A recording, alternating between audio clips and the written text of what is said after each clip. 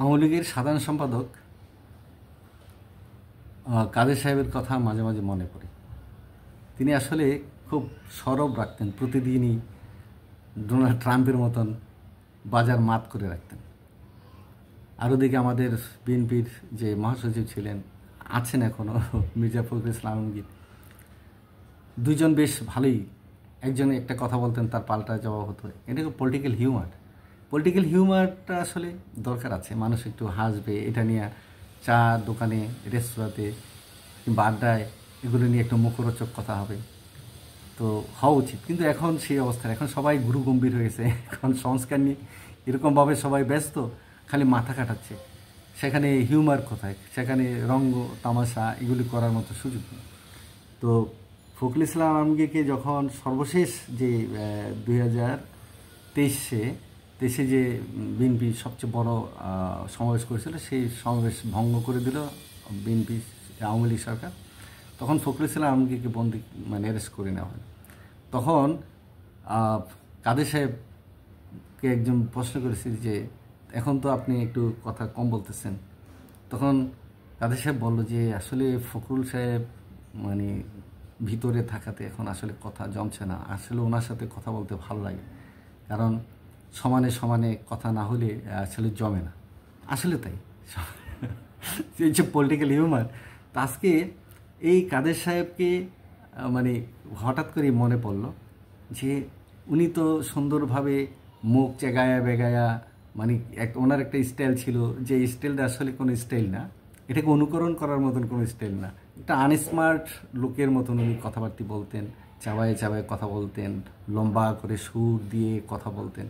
যে তারপরও আওয়ামী লীগের মধ্যে এরকম একজন একটা পুরনো এবং বিজ্ঞ রাজনীতিবিদদের এখানে পদচারণা, তারপরে মুক্তিযুদ্ধ তাদের হাত দিয়ে এসছে, স্বাধীনতা তাদের হাত দিয়ে আসছে, সেই দলের আসলে কাদের সাহেবের মতন একজন মানুষ যে সাধারণ সম্পাদক হয়েছে, এটা আসলে কাদের সাহেবের জীবনের সবচেয়ে বড় পাওয়া। হ্যাঁ, তো তার আগেও যিনি ছিলেন সৈয়দ সাহেব, সৈয়দ নজরুল ইসলামের ছেলে, তো তিনি অনেক অমায়িক ভালো মানুষ ছিলেন, ভদ্রলোক ছিলেন, কথাবার্তা। ওনার সাথে কিন্তু মির্জা ফখরুল ইসলামের খুব যেত ভালো, দুজনেই ভদ্রলোক ছিল, জেন্টেলম্যান ছিল, কথাবার্তা সব কিছুতে একটা চমৎকার একটা ছিল তাদের মধ্যে। তারা যখন বসতো কথা বলতো, সবাই ভারিক্কি ভারিক্কি সুন্দর সুন্দর কথা বলতেন, জাতি কান পেতে শুনতো যে আসলে কী হচ্ছে। কিন্তু উনি তো মারা গেলেন, মারা যাওয়ার পরেই কাদের সাহেবের কপাল খুলে গেল।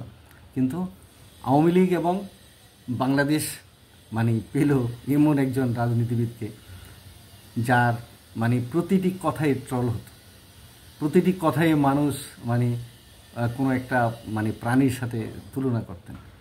এগুলি তারপরেও কিন্তু আমার কাছে মনে হয় যেন যেই দেশে পাখি নেই সেই দেশে কিন্তু কাকের ডাকটাও কিন্তু সুন্দর লাগে। এটাই আমার একটা ব্যক্তিগত অভিজ্ঞতা। আমি 2007 সালে রাজনীতির পথ পরিবর্তনের কারণে ওই সরকারের রোষানলে পড়ে আমাকে পাবনা এডওয়ার্ড কলেজে যেতে হয়েছিল। পাবনা এডওয়ার্ড কলেজে যাওয়ার পরে হঠাৎ করে একদিন দেখলাম যে আমি এডওয়ার্ড কলেজের যে ডরমেটরিতে থাকি সেখানে গাছ টাছ আছে, কিন্তু কোনো পাখির ডাক শুনতেছি না। আমি এটা প্রথম দিকে বুঝতে পারিনি।